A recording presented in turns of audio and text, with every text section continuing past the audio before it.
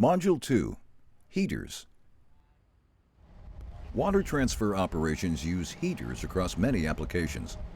These devices are capable of storing and releasing large amounts of hazardous energy that need to be understood and respected.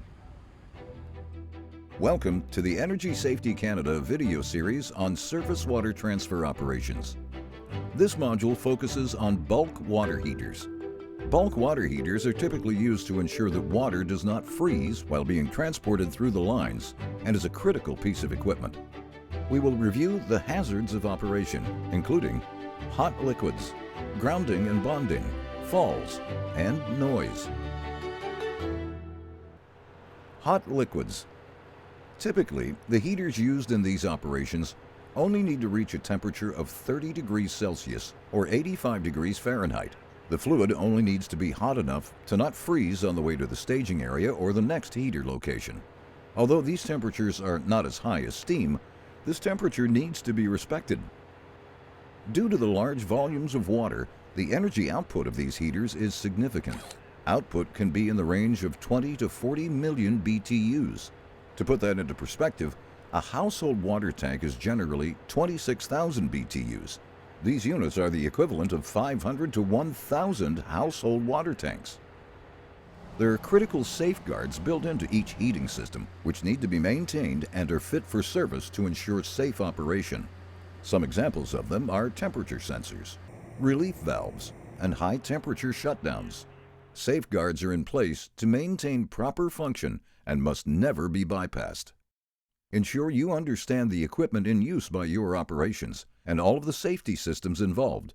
Refer to your specific standard operating procedures and manufacturer-recommended operating procedures. During cold weather operations, testing is frequently done to monitor the temperature down the line and ensure lines do not freeze off. Without proper planning and execution, freeze-off can be a serious issue, suspending operations, creating pressure spikes, and damaging equipment. In some cases, frozen lines will need to be left until spring when they can be recovered. Grounding and bonding. Grounding and bonding is important to maintain safe electrical operations and ensure equipment operates consistently. Grounding is connecting a conductive object to the ground so that the object is at low electrical potential. Bonding is connecting two or more conductive objects together so they are at the same electrical potential, but this is not necessarily low electrical potential. Without grounding and bonding, equipment may function unreliably, may build up charge and shock, and could become an ignition source. To ensure safe work, metal ground rods or plates are used. To install a ground rod or plate, a ground disturbance ticket may be required. There are many requirements depending on the location and specific site hazards.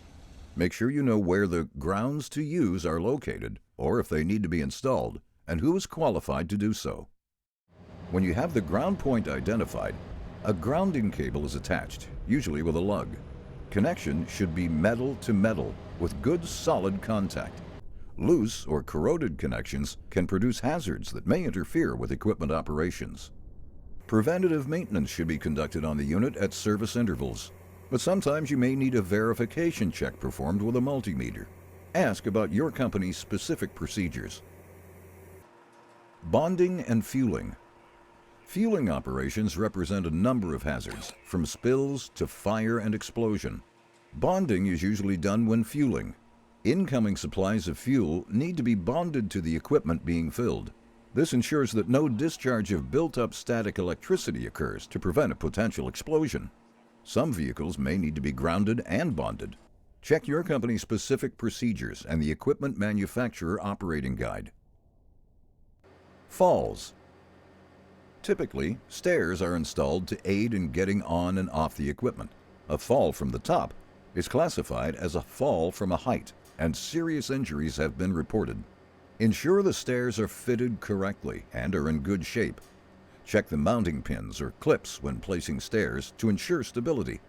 Work boots with grip cleats are becoming more prevalent in the industry. These aid in traction in various weather conditions and geographical environments.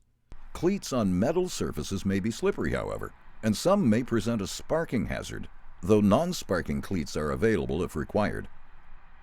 When working around heaters, ice will melt and form puddles. Adding sand or traction aids is a good practice. Noise. As with many other pieces of equipment working around water transfer operations, noise levels are a concern. Wear the proper PPE when working around areas that approach or exceed 85 dB. At 105 dB, double hearing protection is required. Bulk water heaters are an important part of cold weather operations, but require significant amounts of attention and care.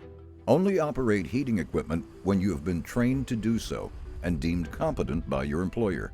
Be sure to know what competence programs are in use by your organization and how often they are to be reassessed.